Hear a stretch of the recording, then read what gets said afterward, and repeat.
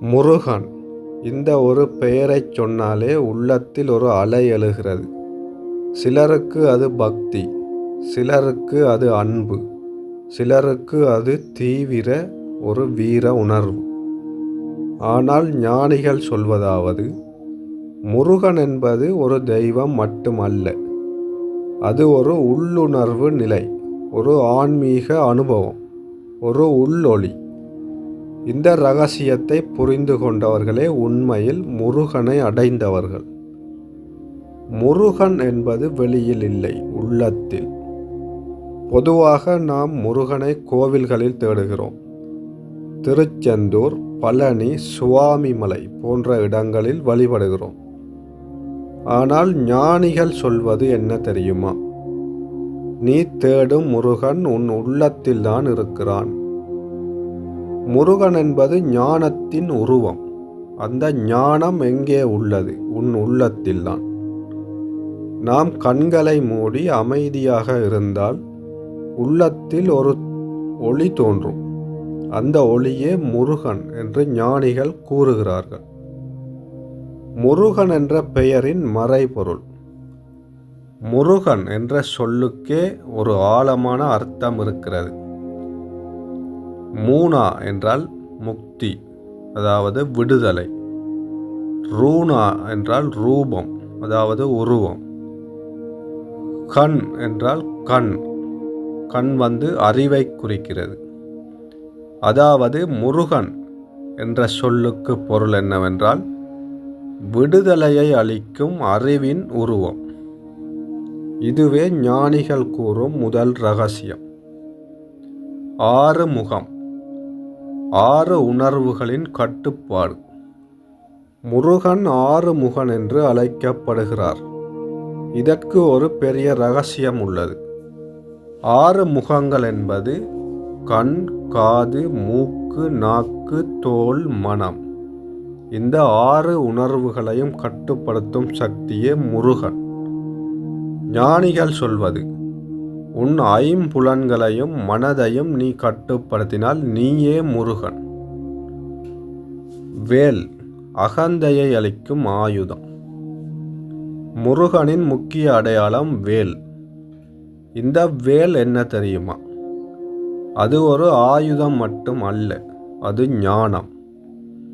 அந்த வேல் என்ன அளிக்கிறது? அகந்தையை அளிக்கிறது, அறியாமையை அளிக்கிறது, பயத்தை போக்குகிறது. ஞானிகள் சொல்கிறார்கள், உன் உள்ளத்தில் எழும் உண்மையான அறிவுதான் வேல்.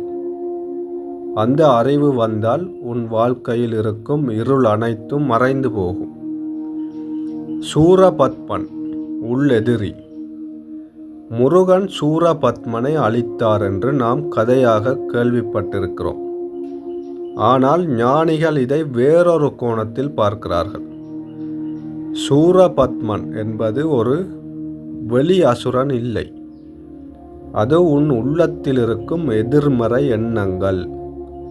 அதாவது கோபம், பேராசை, பொறாமை, பயம், இவை அனைத்தும் தான் சூரபத்மன். முருகன் அவனை அழித்தது என்ன அர்த்தம்? ஞானம் வந்தால் இந்த எல்லா எதிர்மறை எண்ணங்களும் அழியும். ஞானம் என்பது முருகன், எதிர்மறை எண்ணங்கள் சூரபத்மன். ஞானம் பிறந்தால் எதிர்மறை எண்ணங்கள் மறைந்து போய்விடும், அழிந்துவிடும். மயில் மனத்தின் நிலை. முருகன் மயிலில் சவாரி செய்கிறார். மயில் என்ன குறிக்கிறது? மனம். மனம் எப்படி இருக்கிறது? ஒரு நேரத்தில் அமைதி, இன்னொரு நேரத்தில் ஆவேசம். அந்த மனதை கட்டுப்படுத்தி அதன் மேல் ஏறி நிற்கும் நிலையே முருகன். ஞானிகள் சொல்வது, மனதை அடக்கினால் நீ தெய்வமாகி விடுவாய் என்று. வள்ளி, தேவயானை, 2 சக்திகள்.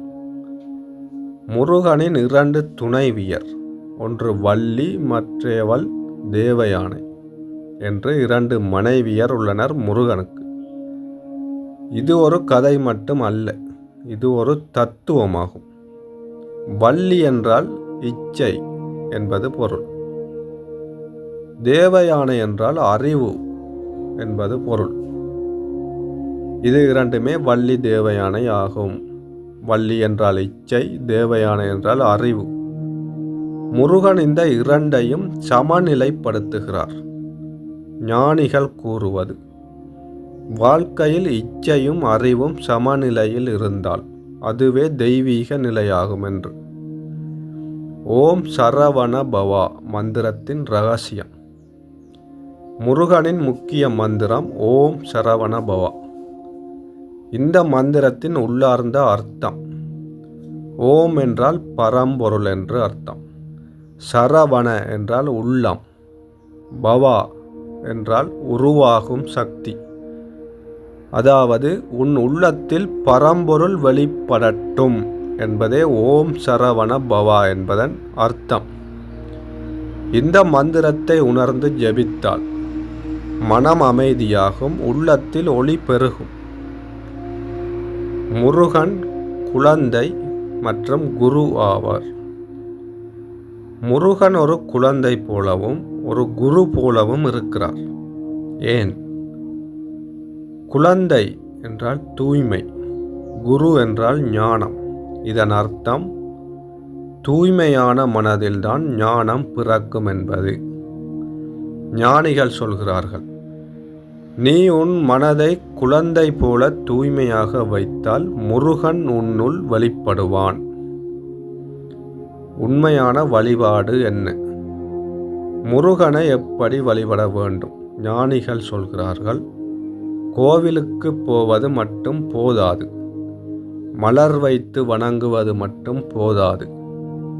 உண்மையான வழிபாடு மனதை சுத்தமாக வைத்திருத்தல், உண்மையாக வாழ்தல், பிறருக்கு உதவி செய்தல், உள்ளத்தில் அமைதி பெறுதல், பசித்த வயிறுக்கு உணவளித்தல். இதுவே முருகனை அடையும் வழிவகைகளாகும். முருகன் உன் வாழ்க்கையில் எப்படி வெளிப்படுவான்? நீ முருகனை உணர ஆரம்பித்தால் பயம் குறையும், மனம் அமைதியாகும், தீர்மானம் எடுத்தல் தெளிவான தீர்மானத்தை எடுக்க முடியும். உள்ளத்தில் ஒரு ஆனந்த நிலை உருவாகும். அது வெளியில் கிடைக்காத மகிழ்ச்சி, வெளி உலகத்தில் எங்கும் கிடைக்காத ஒரு ஆனந்த நிலை உன் உள்ளே இருந்து உனக்கு கிடைக்கும். இறுதி ரகசியம், ஞானிகள் கூறும் மிகப்பெரிய ரகசியம், முருகன் என்பது நீயே. நீ உன்னை அறிந்தால், நீ உன் உள்ளத்தில் இருக்கும் ஒளியை உணர்ந்தால் நீயே முருகன். முடிவுரை. முருகனை பற்றிய உண்மையான ரகசியம், அவர் ஒரு உருவம் அல்ல, அவர் ஒரு சக்தி, அவர் ஒரு உணர்வு, அவர் உன் உள்ளத்தின் ஒளி. நாம் வெளியுலகில் தேடிக்கொண்டிருக்கும் தெய்வம் நம்முள் அமைதியாக காத்திருக்கிறது. அதை உணர்ந்தவனே ஞானி, அதை அனுபவித்தவனே பக்தன், அதை வாழ்ந்தவனே முருகன். உன் உள்ளத்தில் ஒளி எரியட்டும், அந்த ஒளியே முருகன். நன்றி, வணக்கம்.